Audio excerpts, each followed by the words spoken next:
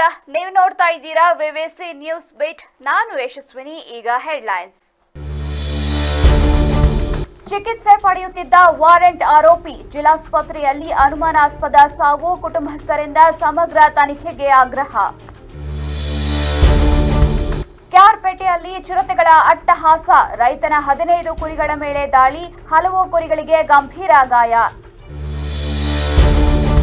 Yellow line metro ಸಂಚಾರದ ವೇಳೆ ದುರಂತ, ಹುಸ್ಕೂರು ನಿಲ್ದಾಣದಲ್ಲಿ ವ್ಯಕ್ತಿ ಆತ್ಮಹತ್ಯೆ, ಮೃತದೇಹ ಸೈಂಟ್ ಜಾನ್ಸ್ ಆಸ್ಪತ್ರೆಗೆ ರವಾನೆ.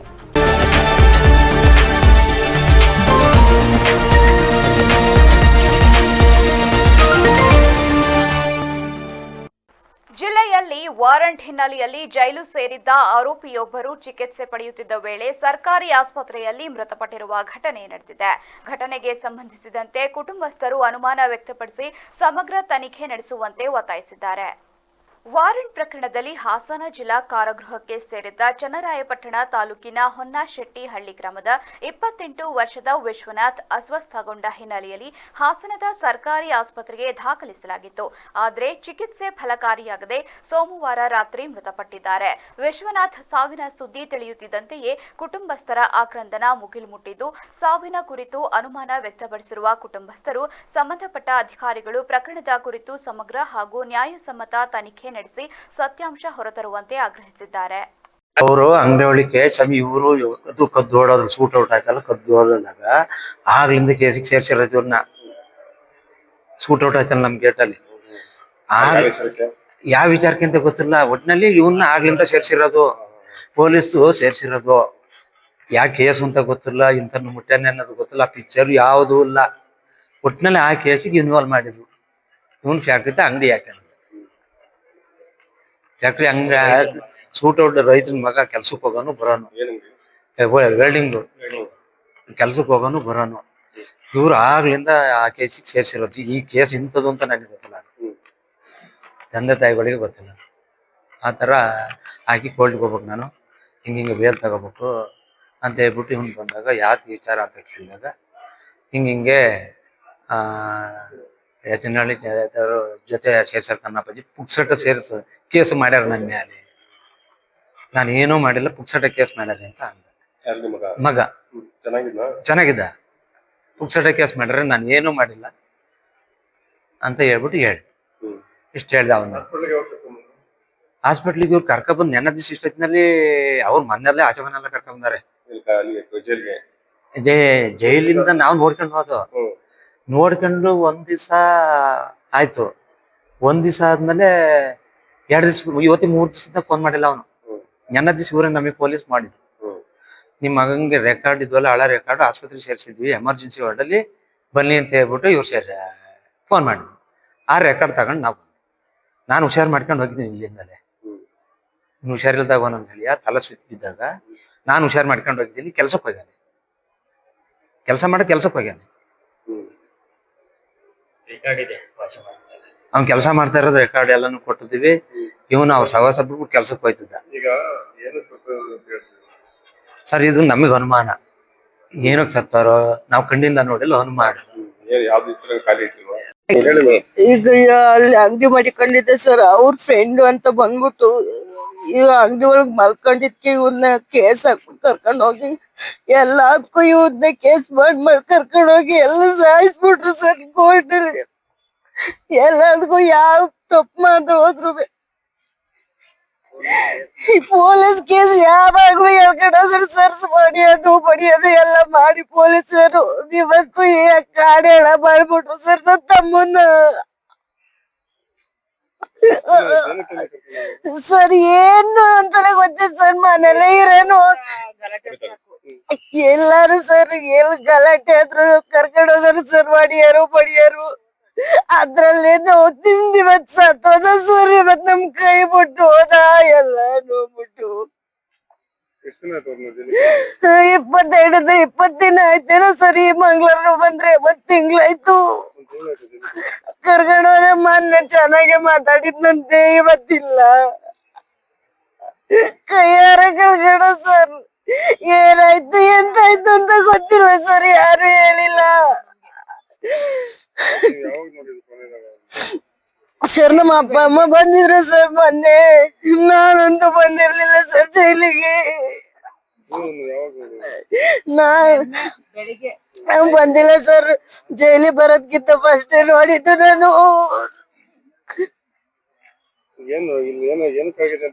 ಸರ್ ಏನಿಲ್ಲ ಸರ್, ಕರ್ಕ ಬಂದಿದ್ವಿ ಹಾಸ್ಪಿಟ್ಲಿಗೆ ಸೇರ್ಸಿದ್ವಿ. ಒಂದ್ ಮಾತಾಡ್ಲಿಲ್ಲ, ಒಂದ್ ಕದ್ದಾಡ್ಲಿಲ್ಲ ಸರ್. ನಾನು ಯಾವಾಗ ಜೀವ ಹೋಯ್ತು ಅನ್ನೋದು ಗೊತ್ತಿಲ್ಲ, ಏನಂತನೂ ಗೊತ್ತಿಲ್ಲ ಸರ್. ಚೆನ್ನಾಗೇ ಇದ್ದೆ ಸರ್. ಕುಡಿ ಏನೋ ಅಂದ್ಬಿಟ್ರೆ ಕುಡಿ, ಇನ್ನೇನು ಪ್ರಾಬ್ಲಮ್ ಇತ್ತಿಲ್ಲ ಸರ್ ಅವ್ನ್ಗೆ. 27 ವರ್ಷ ಅಲ್ಲೇ ಸರ್, ಮದ್ವೆ ಆಗಿಲ್ಲ ಇನ್ನುವೆ. ಸರ್ ತಮ್ಮನ್ನ ಸರ್ ಮಾಡ್ಬೇಕು ಅಂತ ಇದೆ ಸರ್ ಮದ್ವೆನ. ಕೋರ್ಟ್ ಹೋಗಿದ್ದೆಲ್ಲ ಇತ್ತು. ಗಲಾಟೆ ಆಯ್ತಂತೆ ಯಾರೋ ವೈನ್ಸ್ ಓನರ್ ಮೇಲೆ. ಆ ಹುಡುಗ ಅವತ್ತು ನಮ್ಮ ಹತ್ರನೇ ಇದ್ದ, ಊರಲ್ಲೇ ಇದ್ದ. ನಮ್ದೊಂಚೂರು ವ್ಯಾಪಾರ ಮಾಡ್ಬೇಕಾಯ್ತು. ಅಪ್ಪ ನಾನೇ ಕಬ್ಬಣ ಕಟ್ಕೊಡ್ತೀನಿ, ನೀನು ಯಾರು ಕೊಟ್ಟು ಕಟ್ಸ್ಬೇಡ ಅಂತ ಹೇಳ್ಬಿಟ್ಟು ನಮ್ಮ ಜೊತೆಲೇ ಇದ್ದ ಹುಡುಗ. ಅವತ್ತು ಪಾಪ ಹೋಗೇ ಇಲ್ಲ ಅಲ್ಲಿಗೆ. ಆ ಒಂದು ಕೇಸನ್ನು ಇವನ್ ತಲೆ ಮೇಲೆ ಹಾಕ್ಬಿಟ್ಟ, ಇವನು ಸೇರವಣಿ ಅಂತ. ಗುಬ್ಬಿ ಕಾಸು ಅವತ್ತು ಹೋಗೇ ಇಲ್ಲ. ಯಾಕೆ ಅಂದ್ರೆ ನಾವು ನಮ್ಮನ್ನ ತಲೆ ಇದ್ದಲ್ಲ ಹುಡುಗ, ಸಮಾನ ನಮಗೆ ಯಾವಾಗ ಬರ್ತಾ ಇರೋನು ಹೋಯ್ತಾ ಇರೋನು. ಅವನು ಆ ಥರ ಕೆಟ್ಟ ಹುಡುಗನು ಅಲ್ಲ, ಏನೂ ಅಲ್ಲ. ಈ ಜನಗಳ ಜೊತೆ ಹೋಗೋದು, ಫ್ರೆಂಡ್ಸು ಅಂತ ಹೋಗೋದು ಮಾಡ್ಕೊಂಡು ಇದು ಮಾಡ್ಕೊಂಡು ಇವನಿಗೆ ಭಾಳ ನೋವು ಕೊಟ್ಬಿಟ್ಟಾರೆ ಪೊಲೀಸ್ನವ್ರು ಸಿಕ್ಕಾಬಟ್ಟೆ. ಇವನೇನಾಯ್ತು, ಸಿಕ್ಕಾಬಟ್ಟೆ ಯಾವ ನೋವಿನಲ್ಲಿ ತಡೆದಾರೆ, ಎಣ್ಣೆ ಕುಡಿಯೋಕ್ಕೂ ಪಟ ಆಗ್ಬಿಟ್ಟ. ಎಣ್ಣೆ ಕುಡಿಯೋದು ಪಟ ಆದ್ನಲ್ಲ, ಇದೇನಾಗ್ಬಿಡ್ತು, ಜನ ಬಿಡ್ಲಿಲ್ಲ ಇವನ್ನ. ಬಾರ್ಲ ಅನ್ನೋದು, ಬಾರ್ಲ ಅನ್ನಿಟ್ಟು ಹೋಗೋದು, ಇದು ಮಾಡ್ಕೊಂಡ್ ಬರೋನು. ಆದ್ರಿಂದ ಪಾಪ ಹುಡುಗನಿಗೆ ಭಾಳ ನೋವು ಕೊಟ್ಬಿಟ್ಟು, ಒಳ್ಳೆ ಹುಡುಗ ಸಹ ಯಾವ ಕೆಟ್ಟ ಬೆಟ್ಟಿಲ್ಲ, ಅವ್ನು ಕಳ್ಳಲ್ಲ ಸುಳ್ಳಲ್ಲ, ಒಂದು ಯಾವ ಇದು ಇಲ್ಲ. ಅಷ್ಟು ಚೆನ್ನಾಗಿದ್ದ ಹುಡುಗನ್ನ ಭಾಳ ಕೆಡ್ಸಾಕ್ಬಿಟ್ಟು, ಈ ಜನಗಳಿಗೆ ಕೆಡ್ಸಾಕ್ಬಿಟ್ಟು ಪಾಪ ಸ್ನೇಹಿತರುಗಳು ಕರ್ಕೊಂಡೋಗಿ ಅವನ್ನ. ಕೇಸಾಗಿ ಎಷ್ಟು ದಿವಸ ಆಗಿರ್ಬೋದು, ಸುಮಾರು ಅಷ್ಟೇ, ಇನ್ನೇನಿಲ್ಲ. ಆ ಗುಬ್ಬಿ ಕೇಸಲ್ಲಿ ಅಂತೂ ಹೋಗಿದ್ದು. ನನಗೆ ವಿಚಾರ ಜನ ಹೇಳಿದ್ರಲ್ಲಿ ಇವ್ನು ಹೋಗಿತ್ತಲ್ಲ ಅವತ್ತು. ಇದು ಈಗ ಒಂದು 5-6 ತಿಂಗಳಲ್ಲಿ ಇದಾಗಿದ್ದು ಇಲ್ಲಿ ಗುಬ್ಬಿ ಕ್ರಾಸಲ್ಲಿ. ಈಗ ಒಂದು 5-6 ತಿಂಗಳಲ್ಲಿ ಆಗಿತ್ತು. ಮತ್ತೆ ಈಗ ಒಂದು 2-3 ತಿಂಗಳು ಅವನ್ನ ಹೊಡೆದ್ರಂತ ಯಾರೋ ಹೋಗಿ. ಆ ಕೇಸ ಇವನು ಸೇರವನಿ ಅಂತ ಇವ್ರು ಕರ್ಕೊಂಡು ಹಳ್ಳಿಗಳಲ್ಲಿ ಶೂಟೌಟ್ ಆಗಿತ್ತು. ಇದು ಉರ್ಲಿವಲ್ ಯಾಚನಹಳ್ಳಿ ಸೇತು, ಆ ಸೇತುಗೆ ಒಂದ್ಸರಿ ಗೇಟ್ ಮಾಡಿದಾಗ ಎಳ್ನೀರಿಗೆ ಹೋಗಿ ಹೊಡೆದಿದ್ದು. ಹೊಡೆದಂತ ಕಾಲದಲ್ಲಿ ಇವ್ರು ಬಂದು ಪೊಲೀಸ್ನವ್ರು ಬಂದು ಎಂಕ್ವೈರಿ ಮಾಡಿದ್ರು. ಮಾಡಿದ ಕಾಲಂಕುರಿಸಿ ಸ್ವಲ್ಪ ದಿವಸ ಕಳೆದಾದ್ಮೇಲೆ ಆ ವೆಲ್ಡಿಂಗ್ ಶಾಪ್ ಅಲ್ಲಿ ವಿಶ್ವಂದೆ ಮಾಡಿದ್ದು. ಕಾಲ್ನಳ್ಳಿ ಸ್ವಂತ ಕಾಲ್ನಳ್ಳಿ ರೋಡ್ ಪಕ್ಕ ಇಟ್ಟದು. ಅಲ್ಲಿ ಹೋಗಿ ಒಂದು ಅದು ಕೇಸಿಗೆ ಸೇರಿಸಿದ್ರು. ಅವ್ರಿಗೆ ಆಶ್ರಯ ಕೊಟ್ಟನೆ ಅಂತ. ಅದ್ ಬಿಟ್ರೆ ಇನ್ನೇನೆಲ್ಲ ಕರ್ಕೊಂಡೋದ್ರು ಅಷ್ಟೇ. ಇವನ್ ಯಾವತ್ತೂ ಏನು ಹೋಗಿತ್ತಲ್ಲ, ರೈತರ ಮಗ ಆಗಿ ದುಡಿತಿದ್ದ. ಆರೋಗ್ಯವಾಗಿದ್ದೆ. ಕೆಲಸ ಮಾಡಿ ಬಂದದ್ದು. ಕೋರ್ಟಿಗೆ ಹೋಗಿ ಬಂದ್ರು ಊಟ ಚೆನ್ನಾಗಿದ್ದ, ಆರೋಗ್ಯವಾಗಿದ್ದ. ಕೊನೆಯಾಗಿ ನೋಡಿದ್ದು ನಾವು ಹೋದ ತಿಂಗಳು 21ನೇ ತಾರೀಕು. ಅಂದ್ರೆ ಇವತ್ತೆಷ್ಟಲ್ಲಿ 1 ತಿಂಗಳಾಯ್ತು ಸರ್. ಮತ್ತೆ ನಾವ್ ಭೇಟಿ ಮಾಡಿದ್ದಲ್ಲ, ನಾವು ಮಣ್ಣಾರು ಆರೋಗ್ಯವಾಗಿದ್ರು. ಇವ್ರು ಹೇಳೋದು ನೋಡಿದ್ರೆ ಆರೋಗ್ಯವಾಗಿದ್ರು. ಅವರು ಕರ್ಕೊಂಡು ಬಂದಾರೆ, ಆರೋಗ್ಯವಾಗಿದ್ದಾರೆ ಅಂತ ಫೋಟೋ ಎಲ್ಲ ತೋರಿಸಿದ್ದಾರೆ. ಆಸ್ಪತ್ರೆಯಲ್ಲಿ ಏನ್ ಸ್ಪಂದಿಸ್ನಲ್ಲ ಅಂತ ಏನ್ ಗೊತ್ತಲ್ಲ, ಅಷ್ಟೇ ಅವ್ರು ಹೇಳೋದು. ಅದೇ ಸ್ಪಂದಿಸ್ನಲ್ಲ, ಲೋ BP ಆಗಿತ್ತು, ಹಾರ್ಟಿಗೆ ಇದಾಗೈತೆ ಅಂತ ಹೇಳಿದ್ರು ಅಷ್ಟೇ. ಅದು ನಮ್ಗೇನಂತೂ ಗೊತ್ತಾಯ್ತಲ್ಲ ಸರ್, ನಾವ್ ಹೆಂಗ್ ಹೇಳೋಣ. ಹೆಂಗಪ್ಪ ಅದ್ ಮಟ್ಟಿಗೆ ಅವ್ರಿಗೆ ಗೊತ್ತು. ಸರ್ ಗುರುಶಾಂತಯ್ಯ ಅಂತ. ಜಿಲ್ಲೆಯ ಕೆಆರ್ಪೇಟೆ ತಾಲೂಕಿನ ನಾಯಕನಹಳ್ಳಿ ಗ್ರಾಮದಲ್ಲಿ ಚಿರತೆಗಳ ಅಟ್ಟಹಾಸ ಮುಂದುವರೆದಿದ್ದು, ರೈತನ ಕುರಿಗಳ ಮೇಲೆ ದಾಳಿ ನಡೆಸಿರುವ ಚಿರತೆಗಳು 5 ಕುರಿಗಳನ್ನ ಹೊತ್ತೊಯ್ದು ಹಲವು ಕುರಿಗಳಿಗೆ ಗಂಭೀರ ಗಾಯಗಳಾಗಿವೆ. ನಾಯಕನಹಳ್ಳಿ ಗ್ರಾಮದಲ್ಲಿ ರಾತ್ರಿ ವೇಳೆ ಚಿರತೆಗಳು ರೈತ ಪ್ರೇಮೇಶ್ ಅವರ ಕುರಿಗಳ ಕೊಟ್ಟಿಗೆಯ ಮೇಲೆ ದಾಳಿ ನಡೆಸಿದ್ದು, ಸುಮಾರು 3 ಲಕ್ಷ ರೂಪಾಯಿ ಮೌಲ್ಯದ 15 ಕುರಿಗಳ ಮೇಲೆ ದಾಳಿ ನಡೆಸಿದ ಚಿರತೆಗಳು 5 ಕುರಿಗಳನ್ನು ಹೊತ್ತೊಯ್ದಿದ್ದು, ಹಲವು ಕುರಿಗಳಿಗೆ ಗಂಭೀರ ಗಾಯಗಳಾಗಿವೆ. 2 ಚಿರತೆಗಳು ದಾಳಿ ನಡೆಸಿರುವ ಶಂಕೆ ವ್ಯಕ್ತವಾಗಿದೆ. ಸಾಲ ಮಾಡಿ ಕುರಿಗಳನ್ನು ಸಾಕುತ್ತಿದ್ದ ರೈತ ಪ್ರೇಮೇಶ್ ಸಂಕಷ್ಟಕ್ಕೆ ಸಿಲುಕಿದ್ದು, ಸೂಕ್ತ ಪರಿಹಾರ ನೀಡುವಂತೆ ಸರ್ಕಾರಕ್ಕೆ ಮನವಿ ಮಾಡಿದ್ದಾರೆ. ಈ ಭಾಗದಲ್ಲಿ ಚಿರತೆಗಳ ಉಪಟಳದ ಬಗ್ಗೆ ಹಲವು ಬಾರಿ ದೂರು ನೀಡಿದ್ರೂ ಅರಣ್ಯ ಇಲಾಖೆ ಸಮರ್ಪಕ ಕ್ರಮ ಕೈಗೊಂಡಿಲ್ಲ ಎಂದು ಗ್ರಾಮಸ್ಥರು ಆಕ್ರೋಶ ವ್ಯಕ್ತಪಡಿಸಿದ್ದಾರೆ. ಚಿರತೆಗಳ ಭೀತಿಯಿಂದ ಗ್ರಾಮಸ್ಥರು ರಾತ್ರಿ ವೇಳೆ ಮನೆಯಿಂದ ಹೊರಬರಲು ಆತಂಕ ವ್ಯಕ್ತಪಡಿಸುತ್ತಿದ್ದಾರೆ. ಧರ್ಮಸ್ಥಳ ಸಂಘದಿಂದ 1.5 ಲಕ್ಷ ರೂಪಾಯಿ ಸಾಲ ತಗೊಂಡು ಕುರಿ ಸಾಕಾಣಿಕೆ ಮಾಡಬೇಕು ಅಂತೇಳಿ ಕುರಿ ತಗೊಂಡಿದ್ದೆ. ಸಾಕೊಂಡಿರ್ಬೇಕಾದ್ರೆ ಹಿಂಗೆ ಅನಿರೀಕ್ಷಿತ 6:45 3 ಚಿರತೆ ಮನೆ ಪಕ್ಕನೇ 3 ಚಿರತೆ ಬಂದು 3 ನಾಪತ್ತೆ ಆಗ್ಯಾವೆ, ಸಿಕ್ಕಿಲ್ಲ. ಇನ್ನು ಉಳಿದವ 11 ಕುರಿನೂ ಎಲ್ಲನೂ ಮೆಟ್ರೆ ಕಚ್ಚಿದೆ, 3 ಸತ್ತೋಗಿದೆ. ಎಲ್ಲ ಈ ಥರ ಬನ್ನೂರು ಕುರಿಗಳು ಎಲ್ಲ ಅವು ಬದುಕೋ ಚಾನ್ಸ್ ಇಲ್ಲ. ಈ ನನಗಾದಂಗೆ ಬೇರೆ ಫಾರೆಸ್ಟ್ ಅವರು ಬಂದು GPS ಮಾಡ್ಕೊಂಡು ಹೋಗಿದ್ದಾರೆ. ಈ ಬಡ್ಡಿ ಸಾಲ ಮಾಡಿ ತಗೊಂಡು ಹಿಂಗಾದಾಗ ನಾವು ಬದುಕೋದು ಹೆಂಗೆ ಅಂತ ನಮಗೂ ಗೊತ್ತಾಯ್ತಾ ಇಲ್ಲ. ದಯಮಾಡಿ ಇತ್ತೀಚೆಗೆ 5-6 ವರ್ಷದಲ್ಲಿ ತೀರೋದ್ರು, ಮಗಳು ಕೂಡ ಮದುವೆ ಮಾಡಿದ್ದಾರೆ. ಗಂಡ ಹೆಂಡತಿ ಬದುಕುವಂಥದ್ದು. ಇಂಥ ಬಡ ರೈತರ ಬಗ್ಗೆ ನೀವು ಒಂಚೂರು ಕಾಳಜಿ ವಹಿಸಿ ಸರ್. ಯಾಕೆಂದರೆ ನೀವು ತುಂಬ ಆಲೋಚನಾ ವ್ಯಕ್ತಿ. ನಮ್ಮ ಮುಖ್ಯಮಂತ್ರಿ ಅಂದರೆ ನಾವು ತುಂಬ ಇಷ್ಟಪಡ್ತೀವಿ. ಇಲ್ಲ ಒಂದು ಕಡೆ ಎಲ್ಲರೂ ಕೂಡ ಈ ಬಡ ರೈತರ ಬಗ್ಗೆ ಕಾಳಜಿ ವಹಿಸಬೇಕು ಸರ್. ಇಷ್ಟೆಲ್ಲ ಕುರಿ ಸಾಕಿರೋದು ನೋಡಿ, ಎಲ್ಲ ಕುರಿಗಳಲ್ಲಿ ರಕ್ತ ಎಲ್ಲ ಮೆಟ್ರೆ ಕಚ್ಚಿ ತೋರಿ.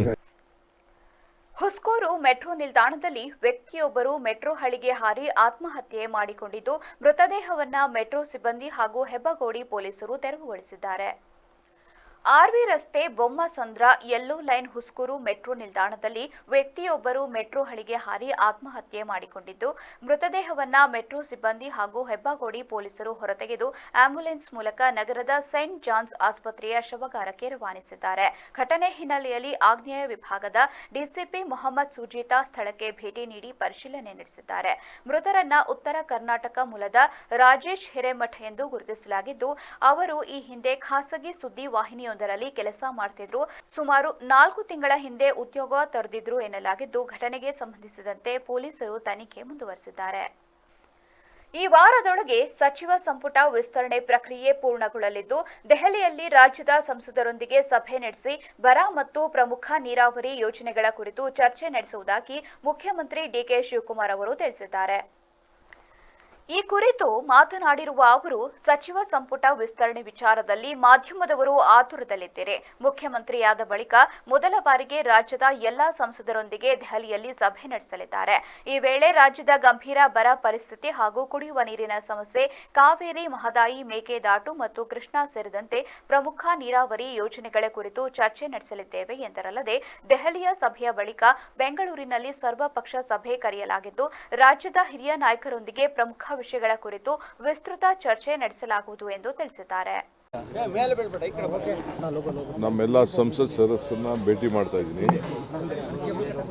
ಅವರಿಗೆ ರಾಜ್ಯದ ಬರ ಪರಿಸ್ಥಿತಿ, ನೀರಿನ ಪರಿಸ್ಥಿತಿ, ಕಾವೇರಿ ಇಶ್ಯೂ, ಮಹದಾಯಿ, ಮೇಕೆದಾಟು, ಕೃಷ್ಣ ಇವೆಲ್ಲ ವಿಚಾರ ಕೂಡ ಅವರಿಗೆ ಮಂದಟ್ಟು ಮಾಡಿಕೊಡ್ಬೇಕಾಗಿದೆ. ಅನೇಕ ಪ್ರಾಜೆಕ್ಟ್ಗಳಿದೆ. ಮುರುಕನಹಳ್ಳಿ ಬಳಿ ಚಲಿಸುತ್ತಿದ್ದ ಕಂಟೈನರ್ನಿಂದ ಬೃಹತ್ ಟ್ಯಾಂಕ್ ರಸ್ತೆ ಮೇಲೆ ಬಿದ್ದ ಪರಿಣಾಮ ಮೈಸೂರು ಶಿವಮೊಗ್ಗ ಹೆದ್ದಾರಿಯಲ್ಲಿ ಸುಮಾರು 3 ಗಂಟೆಗಳ ಕಾಲ ಸಂಚಾರ ಸ್ಥಗಿತಗೊಂಡಿರುವ ಘಟನೆ ನಡೆದಿದೆ. ಮಂಡ್ಯ ಜಿಲ್ಲೆಯ ಕೆಆರ್ಪೇಟೆ ತಾಲೂಕಿನ ಮುರುಕನಹಳ್ಳಿ ಗ್ರಾಮದ ಬಳಿ ಚಲಿಸುತ್ತಿದ್ದ ಕಂಟೈನರ್ನಿಂದ ಬೃಹತ್ ಟ್ಯಾಂಕ್ ರಸ್ತೆ ಮೇಲೆ ಬಿದ್ದಿದ್ದು, ರಾಜಸ್ಥಾನ ಮೂಲದ ಕಂಟೈನರ್ ಯಾವುದೇ ಸುರಕ್ಷತಾ ಕ್ರಮಗಳಿಲ್ಲದೆ ಟ್ಯಾಂಕ್ ಸಾಗಿಸುತ್ತಿದ್ದ ಕಾರಣ ಈ ಅವಘಡ ಸಂಭವಿಸಿದೆ ಎನ್ನಲಾಗಿದೆ. ಪರಿಣಾಮ ಮೈಸೂರು ಶಿವಮೊಗ್ಗ ಹೆದ್ದಾರಿಯಲ್ಲಿ ಸುಮಾರು 3 ಗಂಟೆಗಳ ಕಾಲ ಸಂಚಾರ ಸಂಪೂರ್ಣ ಸ್ಥಗಿತಗೊಂಡು ವಿದ್ಯಾರ್ಥಿಗಳು ಹಾಗೂ ಪ್ರಯಾಣಿಕರು ಪರದಾಡಿದರು. ಸ್ಥಳೀಯರ ಸಹಾಯ ಮತ್ತು ಕ್ರೇನ್ ಬಳಸಿ ಟ್ಯಾಂಕ್ ತೆರವುಗೊಳಿಸಿದ ಬಳಿಕ ಸಂಚಾರ ಪುನರಾರಂಭವಾಯಿತು. ಕಂಟೈನರ್ ಚಾಲಕನ ನಿರ್ಲಕ್ಷ್ಯದ ವಿರುದ್ಧ ಸಾರ್ವಜನಿಕರು ತೀವ್ರ ಆಕ್ರೋಶ ವ್ಯಕ್ತಪಡಿಸಿದ್ದಾರೆ. ವರ್ತೂರು ಪೊಲೀಸ್ ಠಾಣೆಯ ಅಧಿಕಾರಿಗಳ ವಿರುದ್ಧ ಗಂಭೀರ ರಾಬರಿ ಹಾಗೂ ದೌರ್ಜನ್ಯ ಆರೋಪ ಕೇಳಿಬಂದಿದ್ದು, ಮನೆಗೆ ನುಗ್ಗಿ ನಗದು, ಚಿನ್ನಾಭರಣ ಸೇರಿದಂತೆ ಬೆಲೆ ಬಾಳುವ ವಸ್ತುಗಳನ್ನು ಕೊಂಡೊಯ್ದಿದ್ದಾರೆ ಎಂದು ಸಂತ್ರಸ್ತೆ ಉಮೇರಾ ಜಾಫರ್ ಆರೋಪಿಸಿದ್ದಾರೆ. ಕುಟುಂಬ ಕಲಹಕ್ಕೆ ಸಂಬಂಧಿಸಿದ ಪ್ರಕರಣದ ಹಿನ್ನೆಲೆಯಲ್ಲಿ ವರ್ತೂರು ಠಾಣೆಯ ಪಿಎಸ್ಐ ಯೇಸುದಾಸ್ ಹಾಗೂ ಪಿಸಿ ಸಂತೋಷ್ ನಾಯ್ಕ್ ಸೇರಿದಂತೆ ಕೆಲವರು ಮನೆಗೆ ನುಗ್ಗಿ ದೌರ್ಜನ್ಯ ಎಸಗಿದ್ದಾರೆ ಎಂದು ಸಂತ್ರಸ್ತೆ ಉಮೇರಾ ಜಾಫರ್ ಆರೋಪಿಸಿದ್ದು, ಮನೆಯಲ್ಲಿದ್ದ 137 ಗ್ರಾಂ ಚಿನ್ನಾಭರಣ, 5 ಲಕ್ಷ ನಗದು, ದುಬಾರಿ ಕೈಗಡಿಯಾರಗಳು, ಮೊಬೈಲ್ಗಳು, ಇತರೆ ಬೆಲೆ ಬಾಳುವ ವಸ್ತುಗಳನ್ನು ತೆಗೆದುಕೊಂಡು ಹೋಗಿದ್ದು, ಕಾರು, ಸೂಪರ್ ಬೈಕ್ ಹಾಗೂ ಟಿವಿಗೂ ಹಾನಿ ಮಾಡಿದ್ದಾರೆ ಎಂದು ತಿಳಿಸಿದ್ದಾರೆ. ಈ ಸಂಬಂಧ ಪೊಲೀಸ್ ಆಯುಕ್ತರು ಹಾಗೂ ರಾಜ್ಯ ಮಾನವ ಹಕ್ಕುಗಳ ಆಯೋಗಕ್ಕೆ ದೂರು ಸಲ್ಲಿಸಲಾಗಿದ್ದು, ತಪ್ಪಿತಸ್ಥರ ವಿರುದ್ಧ ಸೂಕ್ತ ಕಾನೂನು ಕ್ರಮ ಕೈಗೊಳ್ಳುವಂತೆ ಆಗ್ರಹಿಸಲಾಗಿದೆ. ತಾಲೂಕು ವ್ಯವಸಾಯೋತ್ಪನ್ನ ಮಾರಾಟ ಸಹಕಾರ ಸಂಘ ಆಡಳಿತ ಮಂಡಳಿಗೆ ನಡೆದ ಚುನಾವಣೆಯಲ್ಲಿ ಕಾಂಗ್ರೆಸ್ ಬೆಂಬಲಿತ ಅಭ್ಯರ್ಥಿಗಳು ಸಂಪೂರ್ಣ ಪ್ರಾಬಲ್ಯ ಸಾಧಿಸಿದ್ದು ಒಟ್ಟು 12 ಸ್ಥಾನಗಳಲ್ಲಿ ಜಯಗಳಿಸುವ ಮೂಲಕ ಅಧಿಕಾರದ ಚುಕ್ಕಾಣಿ ಹಿಡಿದಿದ್ದಾರೆ. ಭಾನುವಾರ ಸಂಘದ ಕಚೇರಿಯಲ್ಲಿ ನಡೆದ ಚುನಾವಣೆಯಲ್ಲಿ 2 ಪಕ್ಷಗಳ ಮುಖಂಡರು ತಮ್ಮ ಅಭ್ಯರ್ಥಿಗಳ ಪರವಾಗಿ ತೀವ್ರ ಮತಯಾಚನೆ ನಡೆಸಿದ್ರು. ಅಂತಿಮವಾಗಿ ಕಾಂಗ್ರೆಸ್ ಬೆಂಬಲಿತ ಅಭ್ಯರ್ಥಿಗಳು ಜಯಭೇರಿ ಬಾರಿಸಿದ್ದಾರೆ. ಜೆಡಿಎಸ್ ಬೆಂಬಲಿತ ಅಭ್ಯರ್ಥಿಗಳು ಪರಾಜಿತಗೊಂಡು ಮುಖಭಂಗ ಅನುಭವಿಸುವಂತಾಯಿತು. ಕಾಂಗ್ರೆಸ್ಗೆ ಬೆಂಬಲವಾಗಿ ಶಾಸಕ ಡಿ ರವಿಶಂಕರ್, ಎಂಸಿಡಿಸಿಸಿ ಬ್ಯಾಂಕ್ ಅಧ್ಯಕ್ಷ ದೊಡ್ಡಸ್ವಾಮೇಗೌಡ, ಕೆಪಿಸಿಸಿ ಸದಸ್ಯ ಸಿಪಿ ರಮೇಶ್, ತಾಲೂಕು ಪಂಚಾಯತ್ ಮಾಜಿ ಅಧ್ಯಕ್ಷ ಹಾಡ್ಯ ಮಹದೇವಸ್ವಾಮಿ, ಕುರುಬರ ಸಂಘದ ಅಧ್ಯಕ್ಷ ಜೆ ಶಿವಣ್ಣ, ಬ್ಲಾಕ್ ಕಾಂಗ್ರೆಸ್ ಅಧ್ಯಕ್ಷರಾದ ಎಂಎಸ್ ಮಹದೇವ್, ಉದಯ್ ಶಂಕರ್, ನಗರಾಧ್ಯಕ್ಷ ಎಂಜೆ ರಮೇಶ್, ವಕ್ತಾರ ಜಬೀರ್ ಹಾಗೂ ಯುವ ಮುಖಂಡ ಗಂಧನಹಳ್ಳಿ ಕಿಟ್ಟಿ ಸೇರಿದಂತೆ ಅನೇಕರು ಅಭ್ಯರ್ಥಿಗಳ ಪರವಾಗಿ ಮತಯಾಚನೆ ಮಾಡಿದರು. ಜೆಡಿಎಸ್ಗೆ ಬೆಂಬಲವಾಗಿ ಮಾಜಿ ಸಚಿವ ಸಾರಾ ಮಹೇಶ್, ಜಿಲ್ಲಾ ಪಂಚಾಯತ್ ಮಾಜಿ ಸದಸ್ಯ ಅಮಿತ್ ವಿ ದೇವರಹಟ್ಟಿ, ನವನಗರ ಬ್ಯಾಂಕ್ ಅಧ್ಯಕ್ಷ ಕೆಎನ್ ಬಸಂತ್, ಜೆಡಿಎಸ್ ಕಾರ್ಯದರ್ಶಿ ಚಂದ್ರಶೇಖರ್, ತಾಲೂಕು ಜೆಡಿಎಸ್ ಅಧ್ಯಕ್ಷರಾದ ಎಚ್ಸಿ ಕುಮಾರ್, ಮೆಡಿಕಲ್ ರಾಜಣ್ಣ, ನಗರಾಧ್ಯಕ್ಷ ಸಂತೋಷ್ ಗೌಡ ಹಾಗೂ ವಕ್ತಾರ ಕೆಎಲ್ ರಮೇಶ್ ನೇತೃತ್ವದಲ್ಲಿ 12 ಮಂದಿ ಕಣಕ್ಕಿಳಿದಿದ್ರು. ತಹಶೀಲ್ದಾರ್ ಜಿ ಸುರೇಂದ್ರ ಮೂರ್ತಿ ಅವರು ಚುನಾವಣಾಧಿಕಾರಿಯಾಗಿ ಕರ್ತವ್ಯ ನಿರ್ವಹಿಸಿದ್ರು. ಚುನಾವಣಾ ಫಲಿತಾಂಶ ಹೊರಬೀಳುತ್ತಿದ್ದಂತೆ ಮತಗಟ್ಟೆ ಬಳಿ ಜಮಾಯಿಸಿದ್ದ ಕಾಂಗ್ರೆಸ್ ಮುಖಂಡರು ಹಾಗೂ ಕಾರ್ಯಕರ್ತರು ಪಟಾಕಿ ಸಿಡಿಸಿ ಜೈಕಾರ ಕೂಗಿ ವಿಜಯೋತ್ಸವ ಆಚರಿಸಿದ್ರು. ಶಾಸಕ ಡಿ ರವಿಶಂಕರ್ ಅವರು ಸ್ಥಳಕ್ಕೆ ಆಗಮಿಸಿ ಜಯಗಳಿಸಿದ ಅಭ್ಯರ್ಥಿಗಳನ್ನು ಅಭಿನಂದಿಸಿದ್ದಾರೆ. ಟಿಎಫ್ಸಿಎಂಎಸ್ ಚುನಾವಣೆ ಇಂದು ನಡೆದಿದ್ದು ಎ ವರ್ಗದಿಂದ 5 ಜನರು ಸನ್ಮಾನ್ಯ ಕೆಡಗ ನಟರಾಜ್ ಅವರು, ನಮ್ಮ ಚಿಪ್ಕಳ್ಳಿ ಸೊಸೈಟಿಯ ವೆಂಕಟೇಶ್ ಅವರು, ಚೆನ್ನಮಗೆರೆ ಸೊಸೈಟಿಯ ಶಂಕರ್ ನಾಯ್ಕ್ ಅವರು, ನಾರಾಯಣಪುರ ಸೊಸೈಟಿಯ ವಿಠಲ್ ಅವರು ಹಾಗೂ ಹಂಪಾಪುರ ಸೊಸೈಟಿಯ ಅನಂತ್ ಅವರು ಎ ವರ್ಗದಿಂದ ಚುನಾಯಿತರಾಗಿದ್ದಾರೆ. ಹಾಗೆ ಬಿ ವರ್ಗದಿಂದ ನಮ್ಮ ಇವತ್ತು ನಡೀತಾ ಇರತಕ್ಕಂಥ ಟಿಎಫ್ಸಿಎಂಎಸ್ನ ಚುನಾವಣೆಯಲ್ಲಿ ಈಗೇನು 7 ಕ್ಷೇತ್ರಗಳಿಗೆ ಮತದಾನ ನಡೀತಾ ಇರತಕ್ಕಂಥ ಸಂದರ್ಭದಲ್ಲಿ 7ಕ್ಕೆ 7 ಕೂಡ ನಾವು ಗೆಲ್ತೇವೆ ಅಂತಕ್ಕಂಥ ನಿಟ್ಟಿನಲ್ಲಿ ಸಂಪೂರ್ಣ ವಿಶ್ವಾಸ ಇದೆ. ಯಾಕಂತ ಹೇಳಿದ್ರೆ ಇವತ್ತು ರಾಜ್ಯ ಸರ್ಕಾರದಿಂದ ನಮ್ಮ ಜನರಿಗೆ ಉತ್ತಮ ರೀತಿಯಲ್ಲಿ ಎಲ್ಲ ರೀತಿಯ ಸವಲತ್ತುಗಳನ್ನು ಒದಗಿಸಿಬಿಟ್ಟು ಒಂದು ನೆಮ್ಮದಿಯಾದಂಥ ವಾತಾವರಣವನ್ನು ಕಲ್ಪಿಸಿಕೊಟ್ಟಿದ್ದಾರೆ. ಈಗ ಮತ್ತೊಮ್ಮೆ ಹೆಡ್ಲೈನ್ಸ್. ಚಿಕಿತ್ಸೆ ಪಡೆಯುತ್ತಿದ್ದ ವಾರೆಂಟ್ ಆರೋಪಿ ಜಿಲ್ಲಾಸ್ಪತ್ರೆಯಲ್ಲಿ ಅನುಮಾನಾಸ್ಪದ ಸಾವು, ಕುಟುಂಬಸ್ಥರಿಂದ ಸಮಗ್ರ ತನಿಖೆಗೆ ಆಗ್ರಹ. ಕ್ಯಾರ್ಪೇಟೆಯಲ್ಲಿ ಚಿರತೆಗಳ ಅಟ್ಟಹಾಸ, ರೈತನ 15 ಕುರಿಗಳ ಮೇಲೆ ದಾಳಿ, ಹಲವು ಕುರಿಗಳಿಗೆ ಗಂಭೀರ ಗಾಯ. ಯೆಲ್ಲೋ ಲೈನ್ ಮೆಟ್ರೋ ಸಂಚಾರದ ವೇಳೆ ದುರಂತ, ಹುಸ್ಕೂರು ನಿಲ್ದಾಣದಲ್ಲಿ ವ್ಯಕ್ತಿ ಆತ್ಮಹತ್ಯೆ, ಮೃತದೇಹ ಸೈಂಟ್ ಜಾನ್ಸ್ ಆಸ್ಪತ್ರೆಗೆ ರವಾನೆ. ಇದಾಗಿತ್ತು ಇವತ್ತಿನ ಸುದ್ದಿ. ನಿರಂತರ ಸುದ್ದಿಗಾಗಿ ನೋಡ್ತಾ ಇರಿ ವಿಬಿಸಿ ನ್ಯೂಸ್, ಸತ್ಯದ ಕಡೆ ನಮ್ಮ ನಡೆ.